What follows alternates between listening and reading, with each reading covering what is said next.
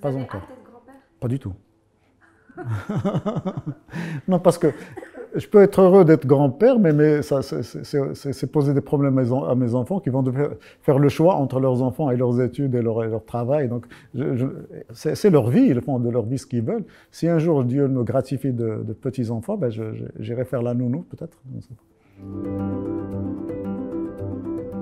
Mon papa vient de Ouarzazate, qui est devenu infirmier, pour ensuite gravir les échelons et passer des concours et être le premier adjoint de santé de la santé publique marocaine à l'époque. Et ma maman, qui est de Fès, elle a fait partie de la première classe de l'école moderne où des jeunes filles avaient été admises, où des parents, des ressortissants marocains avaient fait admettre leurs filles. Mon grand-père, a eu beaucoup de courage d'amener sa fille parce qu'il en a subi les pressions dans la famille et dans le milieu.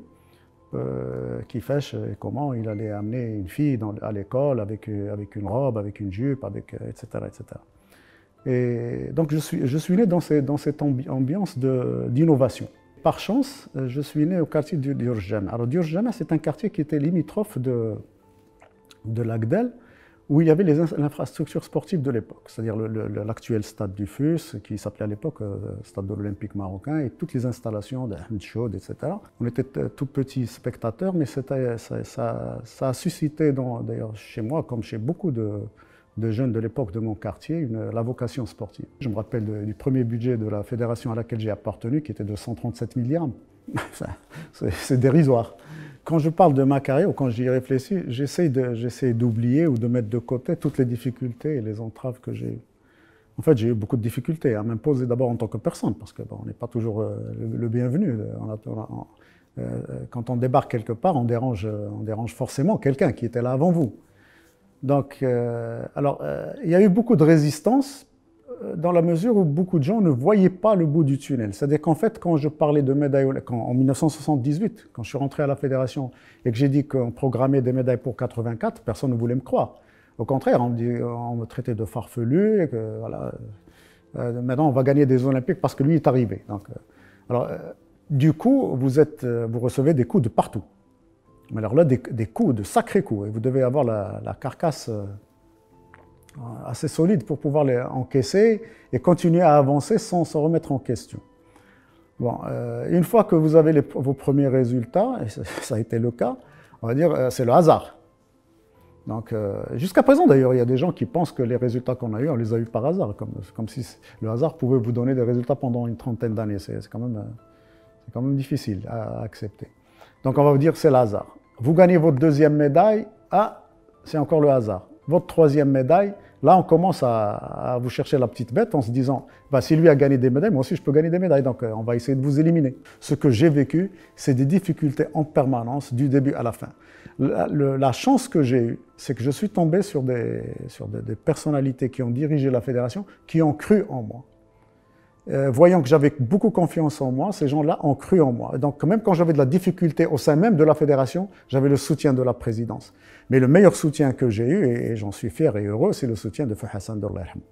Ça, d'ailleurs, une fois, en me décorant, il m'a tout simplement dit voilà. Mais c'est comme ça, si vous voulez. Aujourd'hui, je parle avec beaucoup de philosophie de la chose, mais je trouve que j'en ai souffert, je n'en souffre plus aujourd'hui parce que j'ai compris que c'était tout à fait normal que de vivre des choses comme ça. Et ça a peut-être été le moteur de ma réussite, ces réussites qu'il y a eu. Ah oui, c'est celle qui m'a toujours... à chaque fois que j'ai été confronté à une difficulté, c'est peut-être un peu dur, mais... Je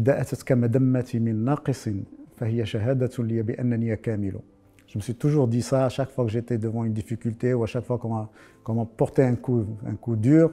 J'ai encaissé le coup en me remémorant cette chose-là et en considérant que celui qui m'a porté le coup ne valait pas la peine ou ne vaut pas la peine d'être pris en compte. Vous allez me pousser à me vanter et je n'aime pas ça. Mon épouse, qui est Fatima Al-Faqir, s'était spécialisée sur le 400 mètres à la fin des années 70. Donc elle faisait partie des rares au monde à courir le 400 mètres féminin. Les résultats ne sont pas le fruit du hasard. Les résultats sont le fruit de quelques facteurs qui sont déterminants dans la performance sportive. Ce n'est pas parce que vous avez trouvé un talent que le lendemain il sera champion du monde. C'est une question de 6 à 7 années de labeur et de travail. Saïd Aouita, ça a été la locomotive qui va tirer le reste par la suite. Nawal El-Moutawakkil, ça a été l'heureuse surprise. Grouch, c'est la persévérance. Habidouane, c'est la détermination. Personne, alors là, personne ne s'attendait au geste royal. Il a marché vers eux, il s'est retourné, il leur a levé les bras. Et à l'époque, il faut se rappeler que Aouita n'était pas encore champion olympique, ni Nawal non plus. Sa Majesté avait vu qu'il y avait possibilité qu'on soit parmi les meilleurs du monde aux Jeux olympiques de l'année d'après, donc en 84 à Los Angeles, et il ne s'était pas trompé. Je vous assure que je mange du tout, que je ne refuse jamais rien et que tout est bon. Tout est bon à manger, tout est bon à manger. Je vais vous étonner. Quand j'étais aux affaires, à l'Institut national d'athlétisme, il y avait toutes les sortes de cuisine. Il y avait Ramadan بالرغيف ديالو, بالبغرير ديالو, بالحريرة ديالو. Il y avait الريوس مشوطين مسلوقين, il y avait الشوا, il y avait الكفتة السردين, il y avait الطواجن, il y avait tout. Vous savez, il n'y a pas une alimentation meilleure qu'une autre. Vous savez, nous sommes faits pour marcher quelque chose comme 7 km par jour. Alors, si vous marchez 6 km, le kilomètre que vous n'avez pas marché sont des problèmes physiques que vous allez accumuler, qui par la suite peuvent se transformer en anomalies, en maladies. Je me rappelle que j'avais été un des premiers Marocains à avoir un PC à la maison, à avoir un ordinateur. Les premiers Macintosh là, qui étaient arrivés, j'en ai eu un à la maison. J'étais parmi les premiers à avoir Internet à la maison, etc. Parce que mon fils voulait ces choses-là, il était dans l'innovation, dans la technologie, etc. Il était tout petit, il avait 6-7 ans, il entendait parler de ces choses-là, il voulait les avoir à la maison, et donc on l'a toujours encouragé à aller dans ce sens. Il est devenu une sommité mondiale en intelligence artificielle, il est tout simplement chercheur à Harvard. Et ma fille n'a rien trouvé de mieux que d'être enseignante à Oxford, à l'université, donc je suis un papa comblé. En fait, ce que je pourrais conseiller aux parents, ne jamais forcer vos enfants à faire ce qu'ils n'ont pas envie de faire.